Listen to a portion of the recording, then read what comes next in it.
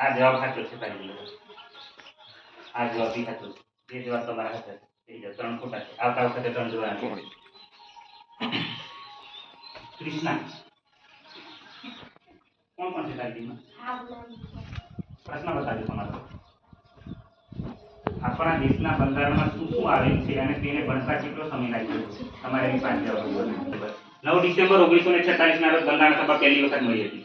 ત્યારે બંધારણ સભામાં આવી રીતના બધા લોકો આવ્યા હતા. તો એના અધ્યક્ષ બનાવવા માટે પહેલા શું કર્યું હતું કે જે સૌથી મોટા હોય ને એને અધ્યક્ષ બનાવતા હતા. ફ્રેન્ચમાં એવી પ્રેક્ટિસ ચાલતી હતી. તો તમારામાં સૌથી મોટું કોણ છે? આગળ આવી જાય ખાલી ચાલશે. ના તું આવી જા. આ તો બને તું આવી જા. આગળ આવી જા.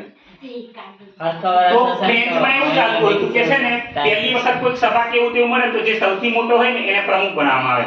તો આપણે આ કૃપાલને અત્યારે સૌથી મોટો કરીએ તો એ પ્રમુખ બને બંધારણ સભાનો. તો એનું નામ શું હતું? ડોક્ટર સચ્ચિદાનંદ સિન્હા. પહેલી વખત બંધારણ સભાના જે પ્રમુખ બને એનું નામ ડોક્ટર સચ્ચિદાનંદ સિન્હા હતું. તો કૃપાલને જોઈને તમારે યાદ રાખવાનું કે બંધારણ સભામાં સૌથી પહેલી વખત જે મોટો હોય ને એને પ્રમુખ બનાવ્યો અને એનું નામ હતું ડોક્ટર સચ્ચિદાનંદ સિન્હા. સચ્ચિદાનંદ સિન્હા. ભાઈ 10 તારીખે રજા હતી, 11 તારીખે બીજી વખત બંધારણ સભા મળી. 11 ડિસેમ્બર 1946 ના રોજ. તે દિવસે પછી ચૂંટણી કરી અધ્યક્ષ બનાવવા માટે. તો બે જણ તમે આવજો. એક છોકરીમાંથી એક છોકરામાંથી આવજો.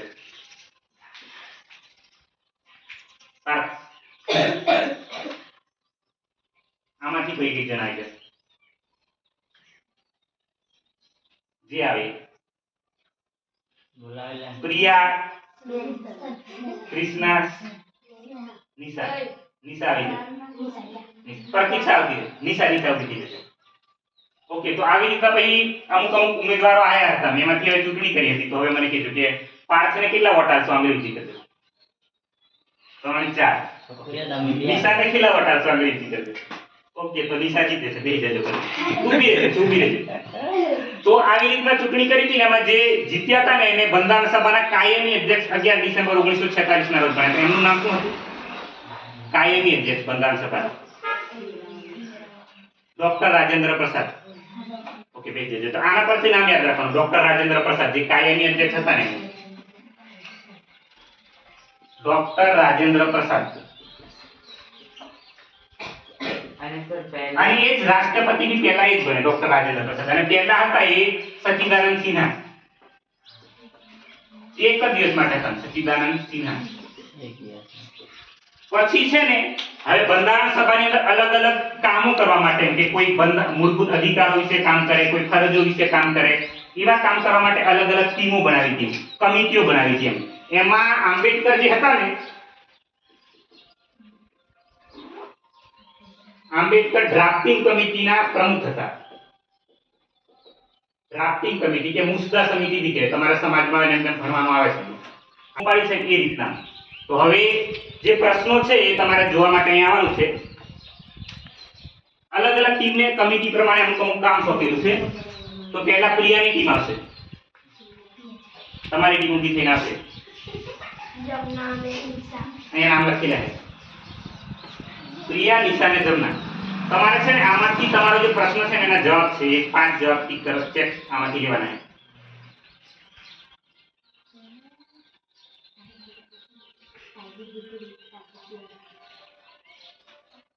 जी बात करिए जवाब तुम्हें 5 जवाब देवाना.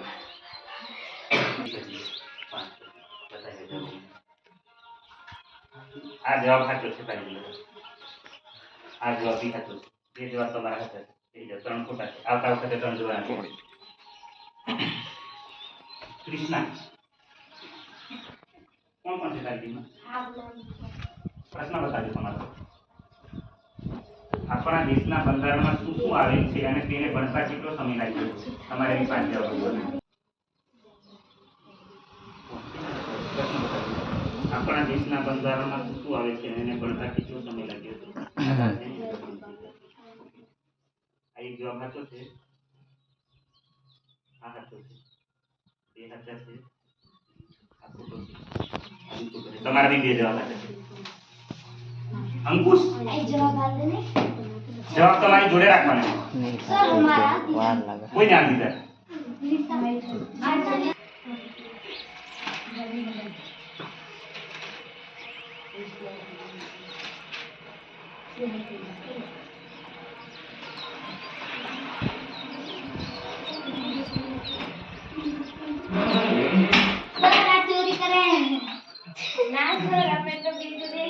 શું સર તમારો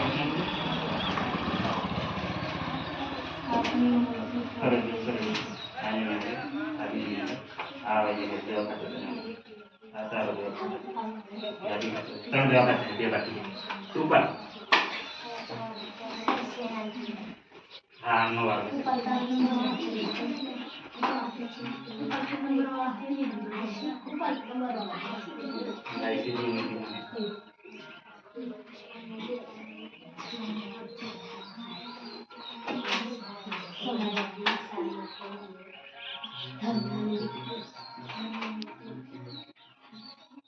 John?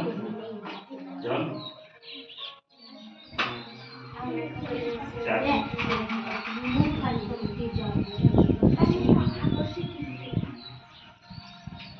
પાંચ જવાબ લખી પ્રશ્ન તે લખી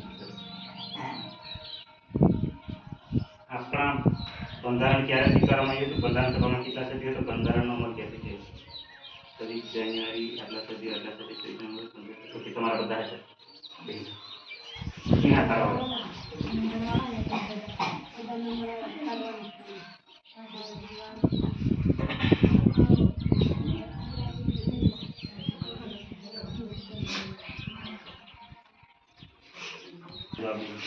તમારા બી બધા છે ઓકે હવે પહેલી ટીમ આવે પહેલા કોણ હતું પ્રિયા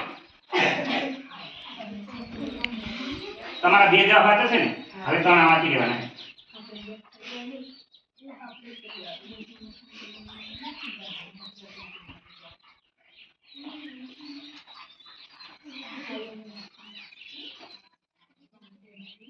સમજી ગયા ઓકે તમારા બી બધા છે તમારો કેટલા બાકી તમારે ઓકે ચાલશે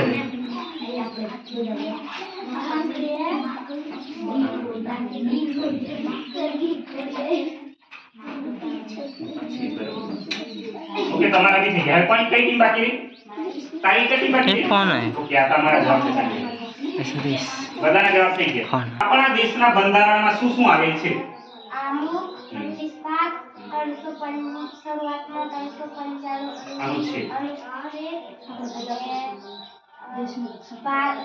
ઓકે તો આપણા દેશના બંધારણની અંદર શું શું આવેલ છે તો આમુખ 395 અનુચ્છેદ શરૂઆતમાં હતા 25 ભાગ અને 12 અનુસૂચિ પછી એને ભણતા કેટલો સમય લાગ્યો હતો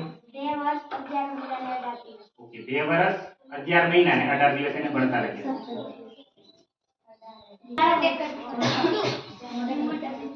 બંધારણ ક્યારે સ્વીકારવામાં આવ્યું હતું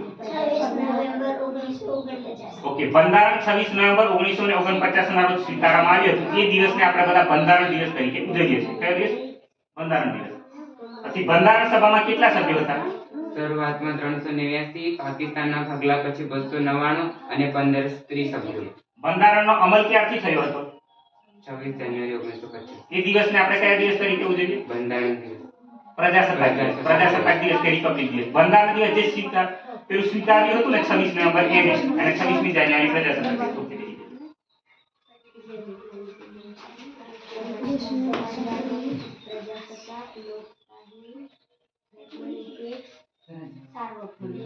આપણી મૂળભૂત ફરજો કઈ કઈ છે દેશનું રક્ષણ કરવાનું પછી બીજી સંવિધાનને વફાદાર રહેવાનું બરાબર છે આપણી સાંસ્કૃતિક અને વારસાનું જતન કરવાનું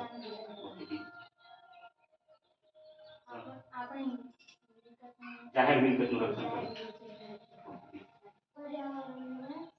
પર્યાવરણનું રક્ષણ કરવાનું કે જતન કરવાનું તો આ તમે પાંચ જ બોલ્યા બધાને પાંચ પાંચ જવાબ છે ને એટલે પાંચ છે બાકી ખરેખર આપણી મૂળભૂત ફરજો છે ને 11 છે જે આપણા ચોપડીની અંદર પહેલી જ લખેલી છે બધી મૂળભૂત ફરજો કઈ કઈ છે તમારી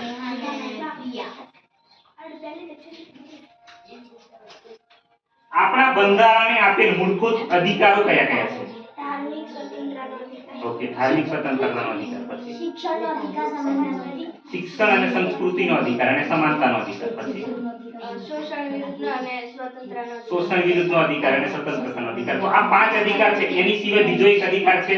કયો? બંધારણીય ઇલાજોનો અધિકાર. અને મિલકતનો અધિકાર બી પહેલા હતો, પરંતુ એને પાછળથી કેન્સલ કરી દેવામાં આવેલો છે. તો ટોટલ 6 મૂળભૂત અધિકારો છે આપણા બંધારણની અંદર.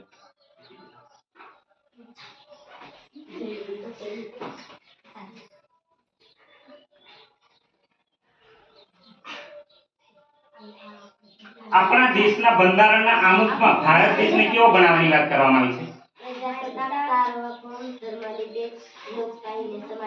ઓકે, 5 વસ્તુ છે. પ્રજાસત્તાક, સાર્વભૌમ, સમાજવાદી, લોકશાહી અને ધર્મનિરપેક્ષ.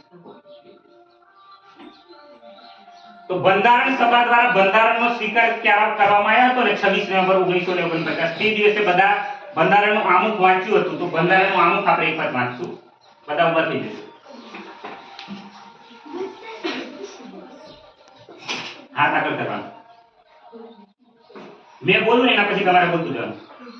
We the people of India having solemnly resolved to constitute India into a sovereign, socialist, secular, democratic and republic, and secure to all its citizens justice, social, economic and political, liberty of thought, expression, belief, faith and worship, equality of status and opportunity. In our Constituent Assembly, this 26th day of November 1949 do hereby adopt, enact and give ourselves this Constitution. હવે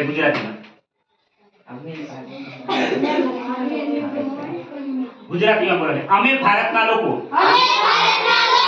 ભારતને એક સાર્વભૌમ, સમાજવાદી, બિન સાંપ્રદાયિક, લોકતંત્રાત્મક, પ્રજાસત્તાક તરીકે સંસ્થાપિત કરવાનું તથા તેના સર્વ નાગરિકોને સામાજિક, આર્થિક અને રાજકીય ન્યાય, વિચાર, અભિવ્યક્તિ, માન્યતા, ધર્મ અને ઉપાસનાની સ્વતંત્રતા,